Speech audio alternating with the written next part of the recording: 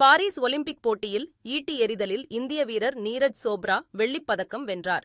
France தலைநகர் Paris நகரில் 33வது Olympic திருவிழா தற்போது இறுதிக்கட்டத்தை எட்டியுள்ளது. இதில் ஆடவருக்கான ஈட்டி எறிதல் இறுதிப் போட்டி இன்று நடைபெற்றது. இதில் பங்கேற்ற இந்திய வீரர் நீரஜ் சோப்ரா 89 மீட்டர் தூரத்திற்கு வீசி 2வது இடத்தை பிடித்து வெள்ளிப் பதக்கம் வென்றார். பாகிஸ்தான் வீரர் அர்ஷத் நதீம் 92 மீட்டர் தூரத்திற்கு வீசி சாதனை படைத்ததோடு தங்கப் பதக்கத்தை தட்டிச் சென்றார். கிரெனடா நாட்டைச் சேர்ந்த ஆண்டர்சன் பீட்டர்ஸ் வெண்கலப் பதக்கம் வென்றார். நீரஜ் சோப்ரா டோக்கியோ ஒலிம்பிக் ஈட்டி எறிதலில் 87.58 மீட்டர் தூரம் வீசி தங்கம் வென்றிருந்தார் என்பது குறிப்பிடத்தக்கது. பாரிஸ் ஒலிம்பிக் போட்டியில் இந்தியா இதுவரை 4 வெண்கலப் பதக்கங்களை வென்றுள்ள நிலையில் தற்போது முதல் வெள்ளிப் பதக்கத்தை பெற்றுள்ளது. பாரிஸ் ஒலிம்பிக் போட்டியில் ஈட்டி எறிதலில் வெள்ளிப் பதக்கம் வென்ற நீரஜ் சோப்ராவுக்கு பிரதமர் மோடி வாழ்த்து தெரிவித்துள்ளார்.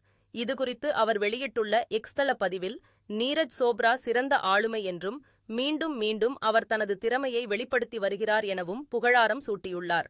அவர் மீண்டும் ஒரு ஒலிம்பிக் வெற்றியுடன் வருவதால் இந்தியா மகிழ்ச்சி அடைந்துள்ளது எனத் தெரிவித்துள்ள பிரதமர், எதிர்காலத்தில் வரவிருக்கும் எண்ணற்ற விளையாட்டு வீரர்களின் கனவுகளை நனவாக்கி நம் தேசத்தை பெருமை கொள்ள செய்வதற்கு நீரஜ் சோப்ரா ஊக்கமாக இருப்பார் என பதிவிட்டுள்ளார்.